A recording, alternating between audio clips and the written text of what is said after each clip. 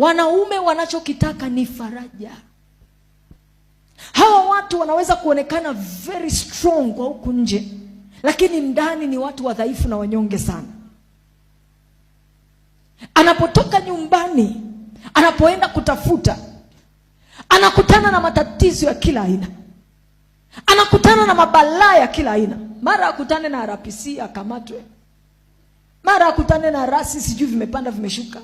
Anakutana na mambo mengi.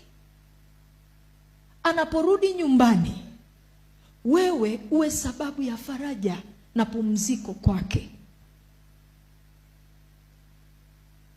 Mwanaume anaweza asikae na wewe kwa sababu ya uzuri wako.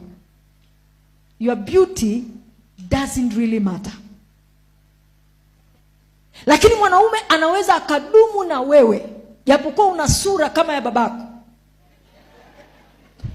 kwa sababu tu unajua kumcomfort.